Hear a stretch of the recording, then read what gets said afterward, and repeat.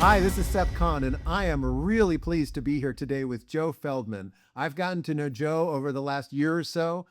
He's an exceptional guy, but he's also an amazing leader. He is the founder and CEO of Cover My Mental Health, and we are going to find out all about that. Welcome, Joe. Great to be here, Seth. Enjoy being together with you again. I'm enjoying being together with you again too. I'm really looking forward to our time together, and let's start at the beginning. Tell me about how you got started into this work and what this work is. Sure. Well, I got involved in advocating for improved access to mental health care in a way that will surprise probably no one. It starts with how our family was impacted by an insurance company standing in the way of care that was important for one of our kids. That goes back about 8 or so years. We were working with some local therapists, and we were just not making progress. And so, on the recommendation of a psychiatrist, we found a residential program that was the right next step for our kid, and got into that program. And things were, I'll say, getting started. And shortly after that, we got a letter from our insurance company that said this care is not medically necessary, and we're not paying for it. Um, and so we overcame that obstacle ultimately, and I'll say unfortunately, because it took such a long time with a successful federal lawsuit. And that really got me involved in this advocacy work because that shouldn't happen to families. And we've learned a little bit along the way, and want to share that so that families don't have to go through what we did. And what was a turning point for you in terms of wanting to share this broadly? Well, so just before the lawsuit was adjudicated, a mutual friend introduced me to Patrick Kennedy, and I had the opportunity to meet Patrick and to get involved in the Kennedy Forum's efforts, initially in Illinois, and then through that organization, through some of the national advocacy work. At that point, I was still working in my professional career, so it was I'll say, a part-time, maybe community-based give back. And then I really enjoyed interacting with clinicians and families and patients who were facing the crisis of the moment. So I really liked the policy work. I like talking to legislators and regulators, but I'm pretty impatient. And so I really like talking to the folks who had a challenge right now and to try to figure out how to help them. Um, I think and maybe the first turning point was an article that I was the lead author of in the Journal of Psychiatric Practice. So I teamed up with Dr. Eric Placken from the Austin Riggs Institute and with Mark Dubofsky, who's a litigator in this area. And we wrote an article about medical necessity letters, which are a really important tool. That was 4 summers ago. And it was incredibly well received. It's still being, I'll say, digested by clinicians because medical necessity letters are, I'll say, a tool that can have a much bigger impact going forward than they have so far. Um, but it was a conversation after I had retired from my professional career with a friend of mine who runs a clinic here in suburban Chicago. And it was that conversation that gave me the idea for what has become Cover My Mental Health, this new nonprofit. Wow, which I just want to mention all throughout this episode. If you want to take a look, covermymentalhealth.org. That's the place. That's the big nexus. That's where all of the content is, and we'll be referring to it multiple times, I'm sure. So when was that? When was it that you had that conversation with your colleague and you said, "I'm going to take this to the next level"? So that conversation was in the early days of December of 2023. Wow. Um, so Claudia Welke is a psychiatrist. She runs a clinic here in suburban Chicago, treating primarily adolescents and young adults, and primarily at a higher level of care, so intensive outpatient and partial hospitalization. And telehealth had become a really important way for her to reach her clients. Certainly not the only way, but it became really important during COVID and continued to be important. And one of the big insurers had told Claudia that they were going to stop covering telehealth. Hmm. And she was trying to figure out how to, I'll say, push back on that. And she reached out to me to see if I had heard anything about it. And I hadn't at that point, but I looked into it and I found a strongly worded letter, I'll say, from the big advocacy organizations to this insurance company saying basically from a policy perspective, don't do this. This is not a good idea. And so I provided that to Claudia, and I said to her, uh, that I thought, well, that was helpful. That what really might help is if parents of some of her patients wrote a letter to the insurance company CEO and said, "You're hurting my family, and you should not get in the way of my family's care." And Claudia, Dr. Welke said, that's a great idea. We'd have to tell them what to put in the letter. And then she said, actually, that's not true. We would have to write the letter. And if we wrote the letter, then they could act on it. And so that really was I'll say the light bulb that went off for me, that having template letters and scripts and tools that are absolutely ready to go, certainly to be adapted, but ready to go, could make a big difference for people facing insurance obstacles. So that was not 2 years ago. That was, I mean, you've done an extraordinary amount. I met you for the first time about a year and a month ago or so. I'd like to just track your journey. You know, one of the things that I on this podcast that I'm so interested in is how leaders are successful at these big bold goals, and covering mental health falls in that category, unfortunately, but it does. Exactly. Yeah. So tell us, what did you do next, and take us along on your journey. Sure. So, I mean, after that call with Claudia Welke, I thought I had a really great idea, but I've had plenty of ideas before that turned out to be, I'll say, maybe not so great. So I did a bit of market research to see if some organization was already doing something like this, and somehow I'd missed it. I reached back out to Patrick Kennedy. As I mentioned, he and I had a working relationship, so I asked him about it, and he said, we've thought about it, but we haven't really done it. And I looked around and I found that the big advocacy organizations and the big clinical organizations had resources that largely I would describe as telling individuals the law is on your side, which, if you're in a crisis, doesn't really help you. And then also how to write a better appeal, because appeals are I'll say, the one avenue that an insurance company tells you can pursue when you have a dispute. And what I knew is that there are a lot of steps you can take before an appeal, probably should take before an appeal, and that appeals as a process might be the right step, but they're probably not the best first step, and they're very legalistic. They really just, I'll say, fundamentally favor the insurance company. So I saw this gap in the market, and I started to put together an outline of what a website might look like, and started talking to folks who could help me.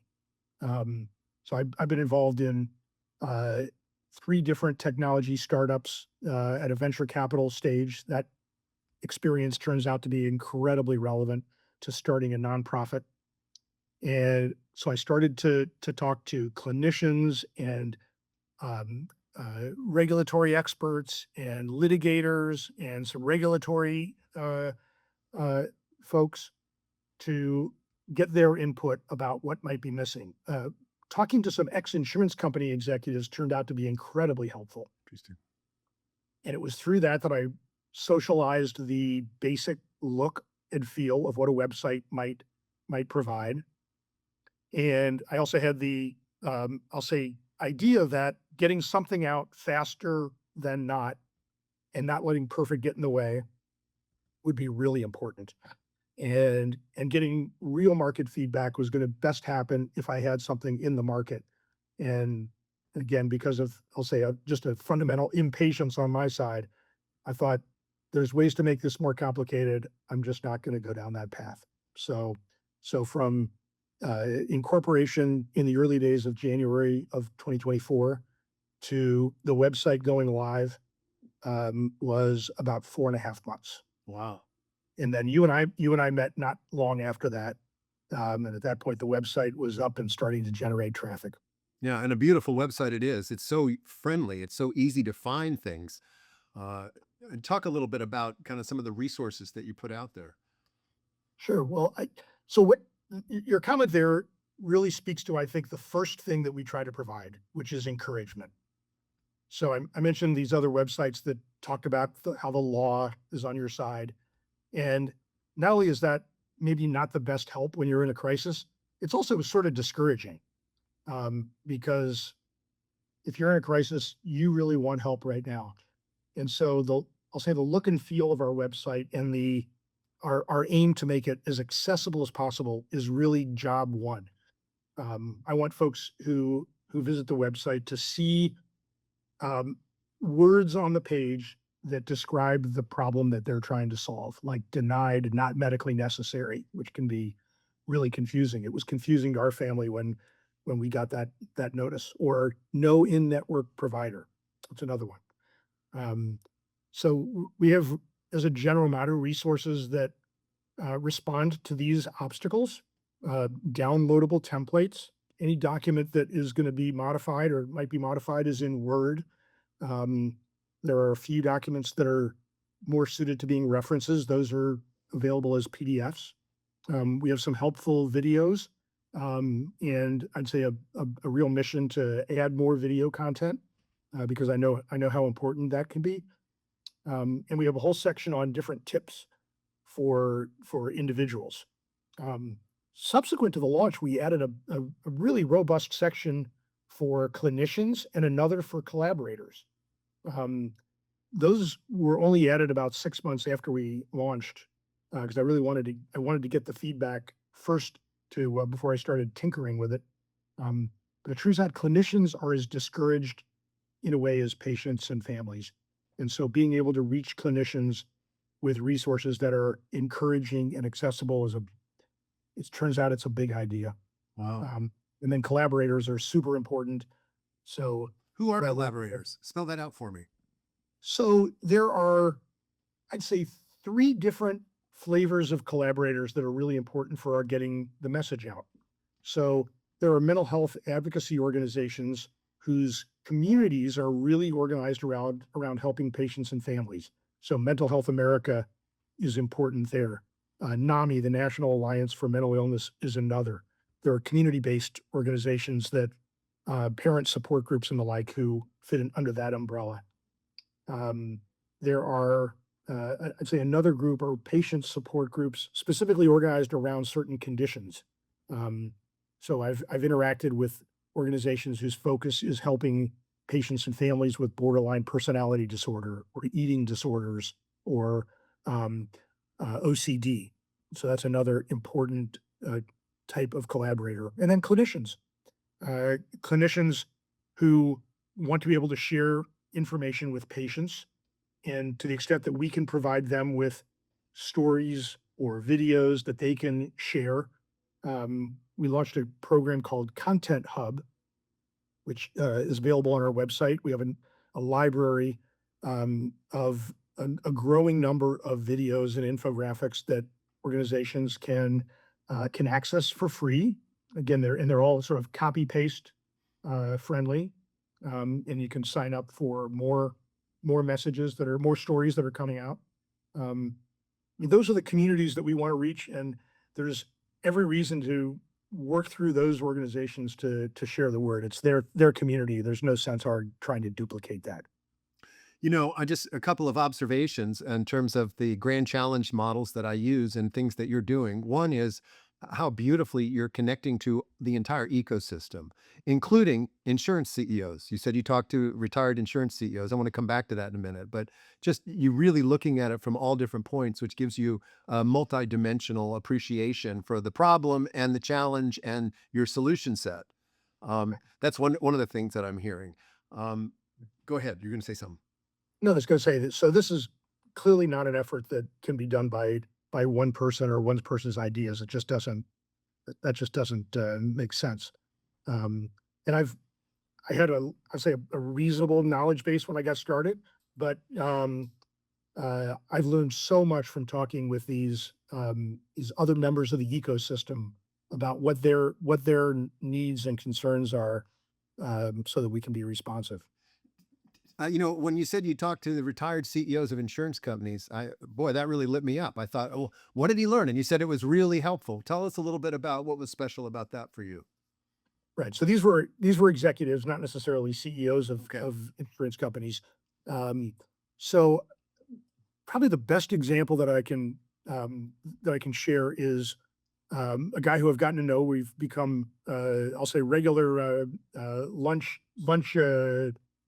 partners. He ran the behavioral health unit for several different insurance companies, and his commitment to care and access is not disputed at all. And so I've learned from him some of the challenges that he had running a behavioral health unit when members of the, I'll say, administration, his colleagues were saying, we really need to reduce these numbers, reduce the level of spend on care.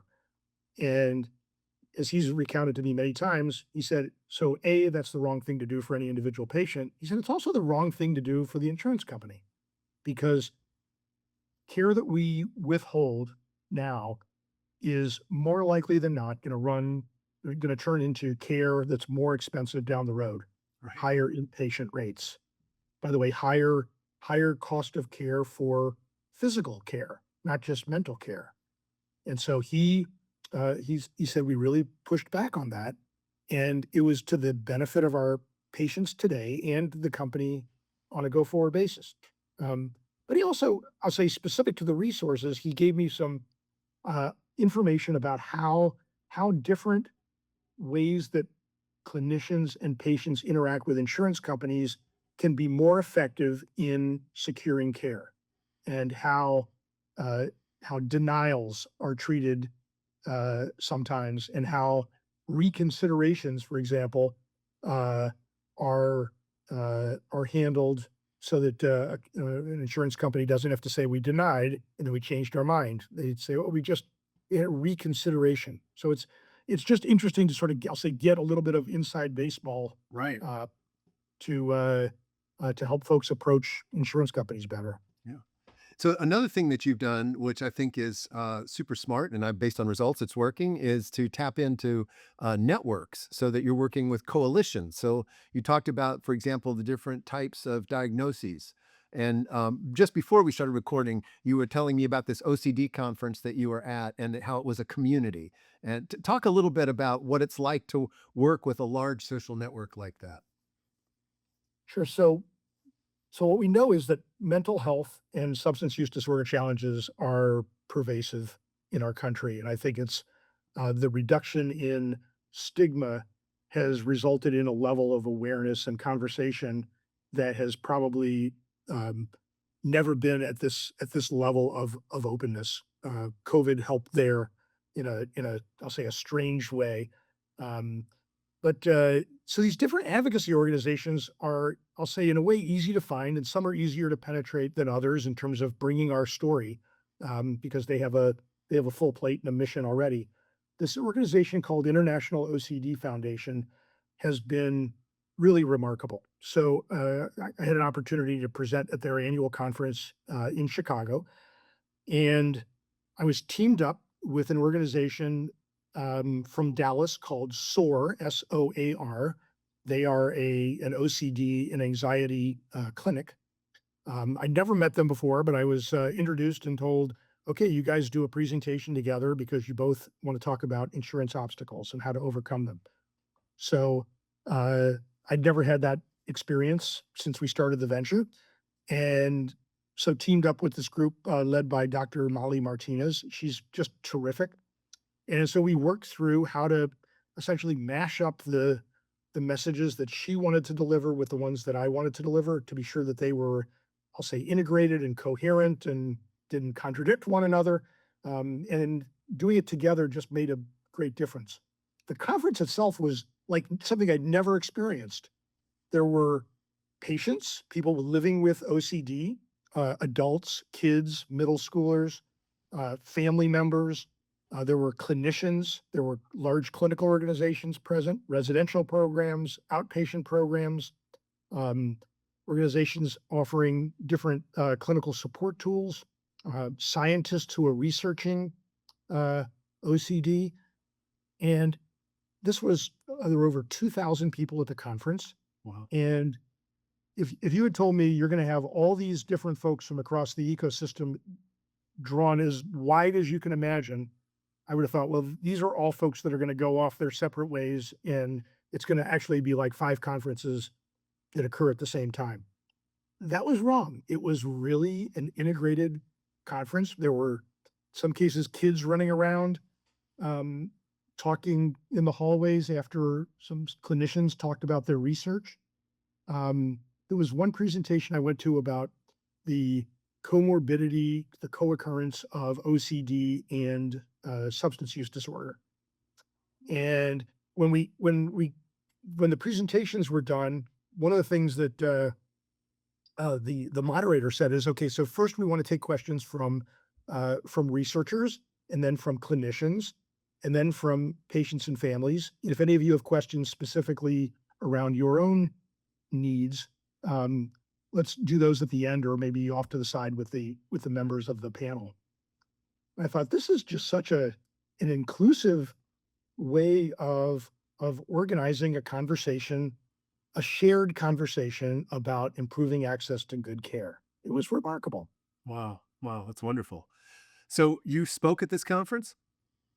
I did. I had an opportunity to speak again with this group from Dallas, and to talk about the resources of Cover My Mental Health that are particularly relevant to this community. So resources related to overcoming inadequate networks of clinicians. So where an insurer's network doesn't include experts in OCD care, or none that are available soon or nearby, and then resources that are available to help overcome denials, like for not medically necessary, or not covering telehealth access, those sorts of Yeah. resources.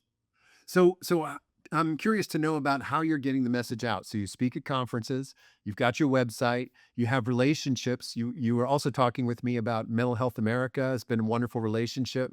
Talk a Right. little bit about some of the channels that you're creating to disseminate your information. Right. So these organizations like Mental Health American affiliates, NAMI affiliates, International OCD Foundation, and others. So they have conferences and newsletters and webinars. Those are all great ways um, for people to become aware of our resources.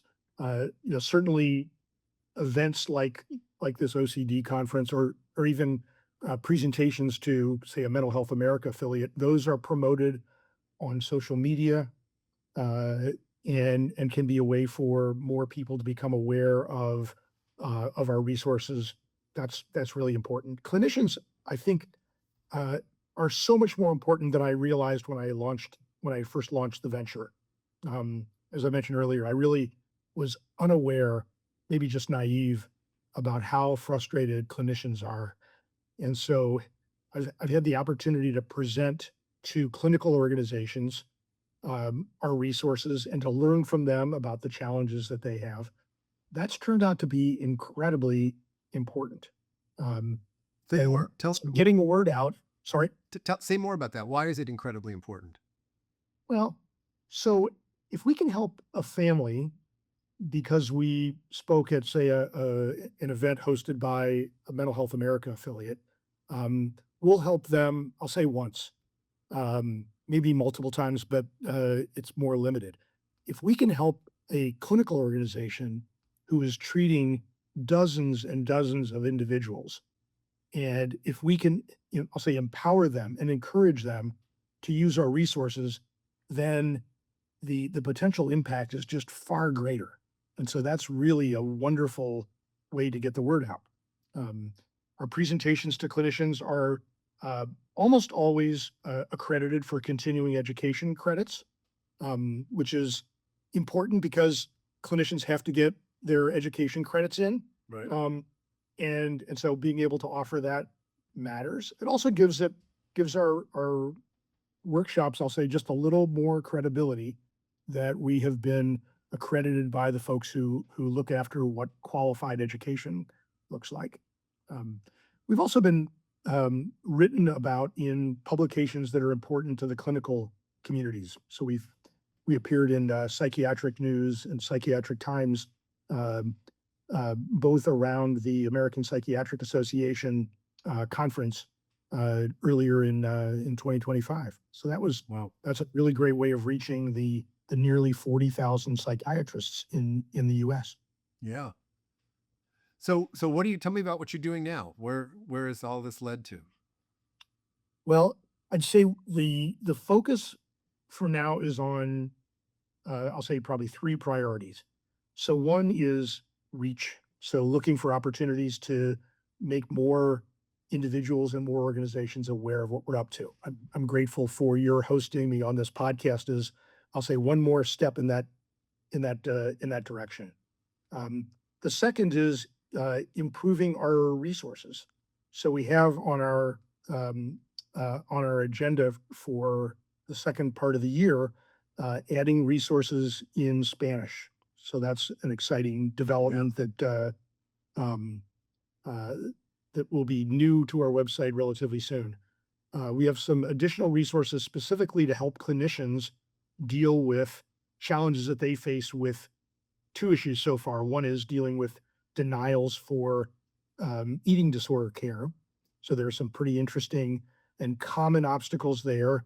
And so I'm working with some experts to help improve the resources specific to those obstacles, and also to help clinicians as a general matter who encounter friction when they have a peer-to-peer review with an insurance company.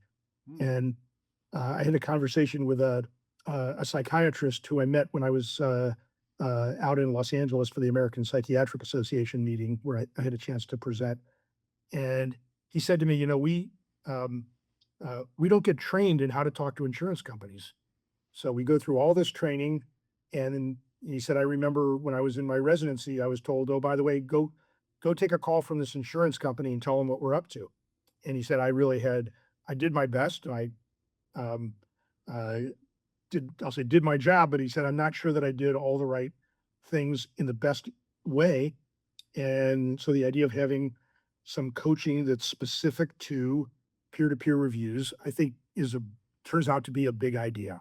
Again, I've looked at the existing materials that are available on the internet, and what I found is, I'll say a good place to start. But I think we've got some ideas about how to be even much more encouraging for clinicians there.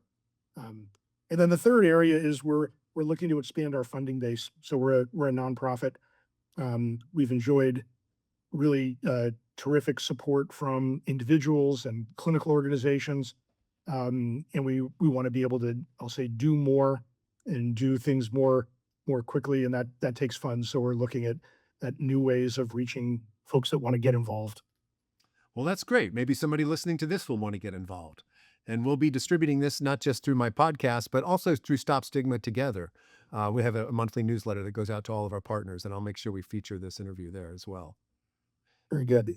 We're getting close to the end. Is there anything that you wanted to say or you wanted that's important to your message that we haven't covered yet? So, in closing, I'd want to say to patients and families and clinicians who are involved in providing access to mental health care, you do not have to take no for an answer. And there are steps that you can take. We try to provide those steps in a very accessible way on our website, and with a little bit of encouragement and some steps that you can take with our resources, we think you can level the playing field, at least, if not just secure the coverage that is required for people who really need it. And that's covermymentalhealth.org, right? Covermymentalhealth.org. We'll welcome visitors. We have a newsletter you can sign up for. And we certainly welcome input on how to make our resources more accessible and better. Well, Joe Feldman, it's been wonderful having you here. Thank you for sharing your passion and also your success with this initiative. Well, Seth, thanks to you, and thanks for all the work you're doing on grand challenges of all flavors. You are a guy who thinks big. As a guy who's living outside Chicago, I'm very often hearing the phrase "make no small plans." They have no power to stir the energy, and that's what you're all about. So I'm really pleased to be able to work with you. Thank you.